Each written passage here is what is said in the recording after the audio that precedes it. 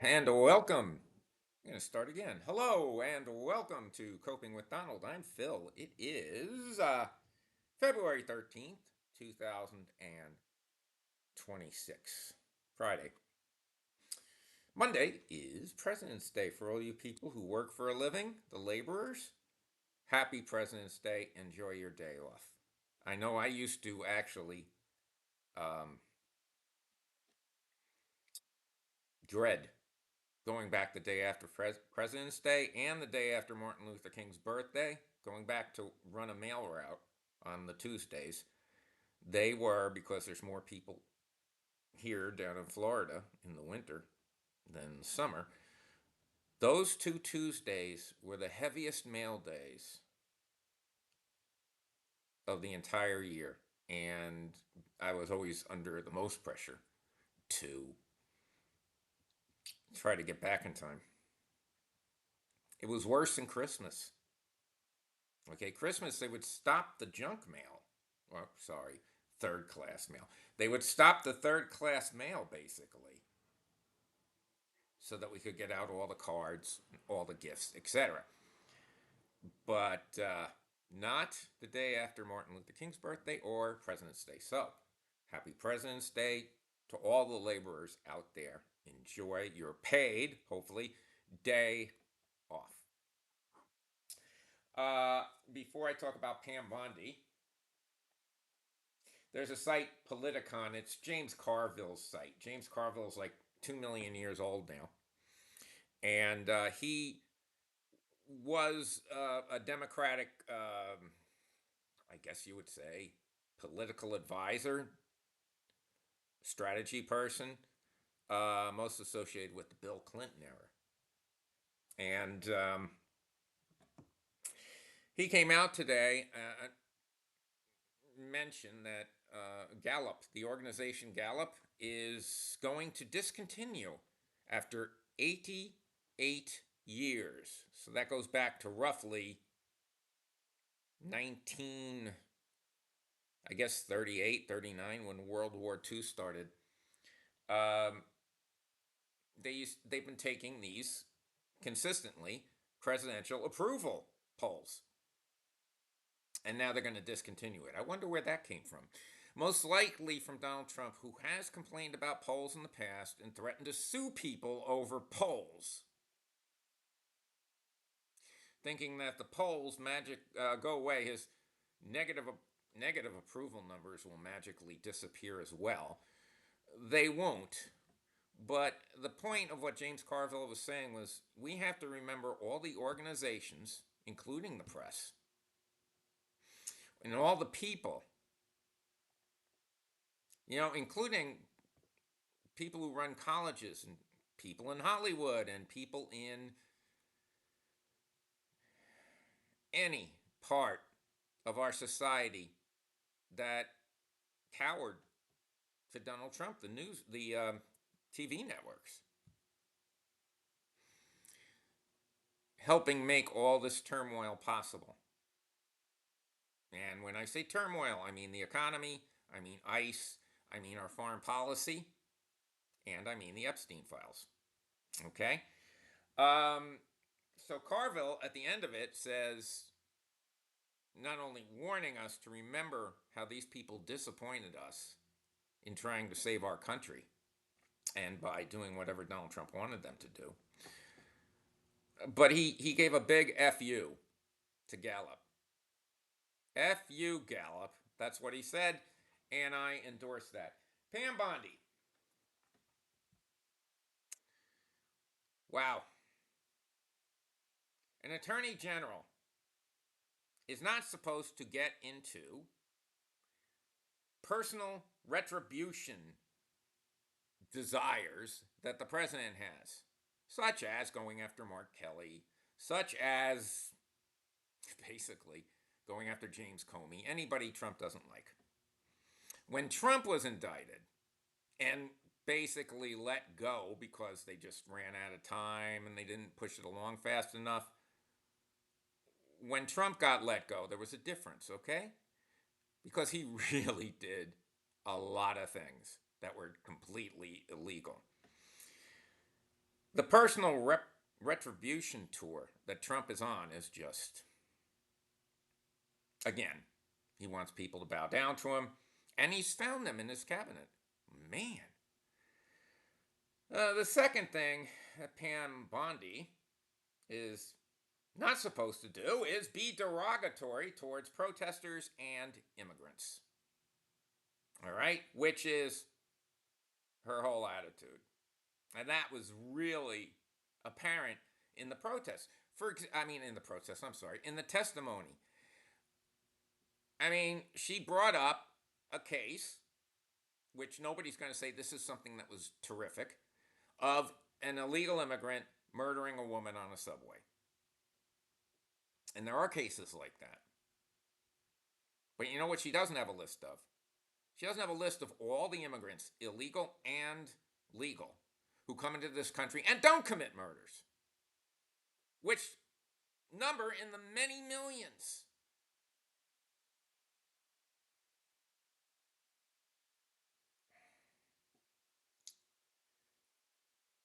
The Epstein files is obviously a third area where she has not been a real attorney general because she's not interested in going after crimes. She's going after protecting the president,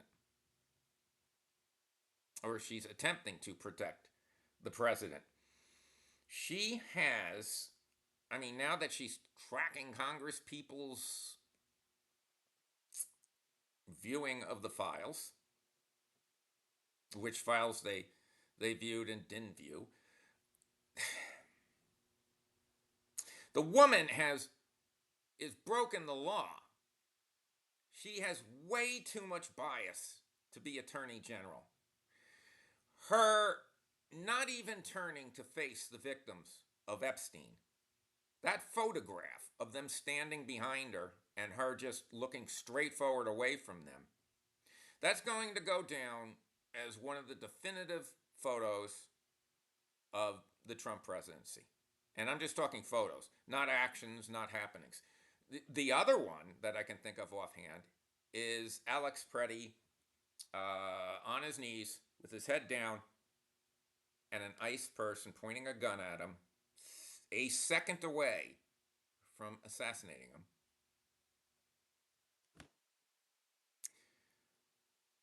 Those two photos are very powerful. And again, I really hope to God that we don't do another Merrick Garland after this is all over. There are people that need to be in jail, at the very least. The Donald Trump's cabinet, Pam Bondi, is a traitor. She's a traitor to the people of the United States and the rule of law, and the values that this country was built on, and the Constitution. Believe it or not, and I wouldn't have understood this or believed it, but before this hearing, do you know who was the member of the cabinet that got the lowest approval rating from a survey of the public? I would have thought it would be Kash Patel. I would have thought, who came in second, by the way. I would have thought it would be Kristi Noem, who came in third. But it wasn't. It was Pam Bondi. She has a negative 41% approval rating. Kristi Noem was 12 points ahead of that. Everybody sees through Pam Bondi. And that horrible thing about the stock market. Why are we talking about Jeffrey Epstein? Look at the stock market. Why are we talking about two people getting killed in Minnesota? Look at the stock market. That's disgusting. She's disgusting. I also want to bring up, before going, one last thing about the immorality that's in the White House. The immoral leader. that recently a pardoned by him January 6er was arrested for a sexual assault on a teenage boy. So while Pam Bondi brings up, hey, 2 years ago, this immigrant murdered a woman on a train, and Laken Riley, blah, blah, blah. Donald Trump pardoned this person. He pardoned the January 6er, which he never should have done that anyway. The man goes back on the streets, and now look at what he did. That won't be brought up.